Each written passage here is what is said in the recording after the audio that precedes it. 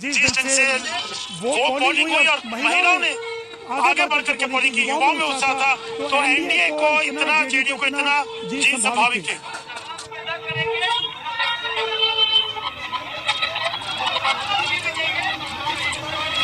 वहाँ की बीच में दिखाई है रोहित सिंह हमारे सहयोगी भी मुख्यमंत्री आवास के बाहर से जुड़ रहे 189 सीटों के साथ एनडीए फिलहाल रुझानों के मुताबिक एकदम आगे चलता हुआ दिखाई दे रहा है। 50 सीटों पर महागठबंधन हाफ सेंचुरी जरूर बनती हुई चल रही है और इस बीच आरोप प्रत्यारोप का सिलसिला शुरू हो गया है क्योंकि बीजेपी दफ्तर से पीयूष मिश्रा जुड़ गए हैं।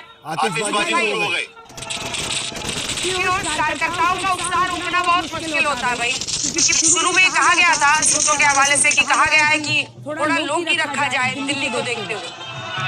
देखिए बड़ी इंटरेस्टिंग बात ये है 85 सीटों पर भारतीय जनता पार्टी आगे है, 20 सीटों पर एलजेपी आगे, उपेंद्र कुशवाहा की पार्टी 4 और हिंदुस्तानी अवामी मोर्चा 4 सीटों पर आगे चल रहा है। यानी जो बाकी 4 पार्टनर्स हैं जनता दल यूनाइटेड छोड़ के वो भी बहुमत नहीं बना सकते आशुतोष, और दूसरी तरफ आरजेडी और जेडीयू साथ में आकर भी बहुमत नहीं बना सकते।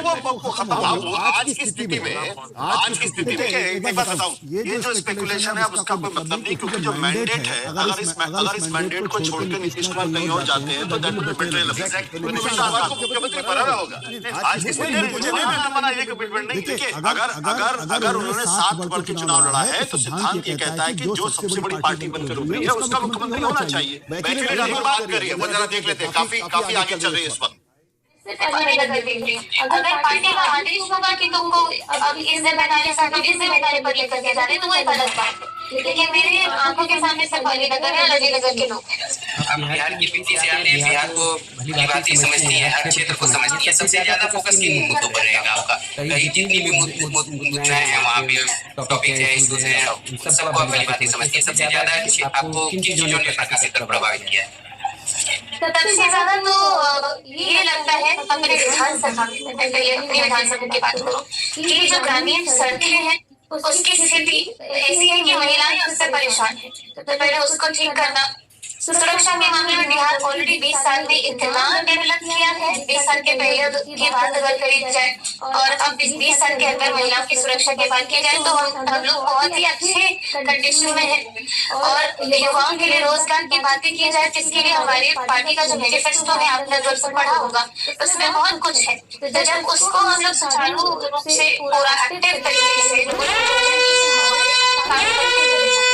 बात हो रही थी और भी हो गए अखिलेश यादव, क्योंकि उसके बाद उत्तर प्रदेश का नंबर आएगा बिहार के बाद। बिहार के रुझानों को अखिलेश यादव ने बंगाल के बाद यूपी 2 साल तब तमिलनाडु, लेकिन अब लाइव में 27 मतलब अभी 25 से अगले साल बंगाल होगा, 5 अप्रैल में बंगाल में चुनाव है, उसके बाद अगले साल है यूपी में 27 में चुनाव।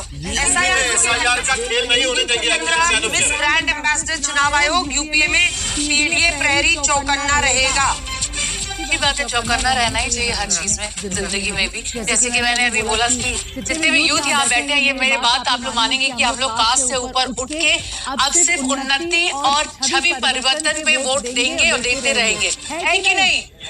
We have to look at that and this is what the awareness is.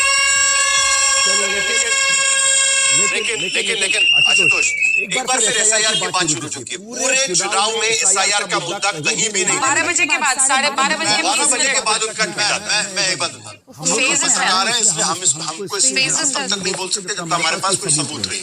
राजनीतिक पार्टियां वो स्वतंत्र है बोलने के लिए, और मेरा एक साफ कहना है कि आप वोट चोरी का आरोप लगाएंगे और उसके बाद आप चुनाव लड़ेंगे, दोनों चीजें एक साथ नहीं हो सकती।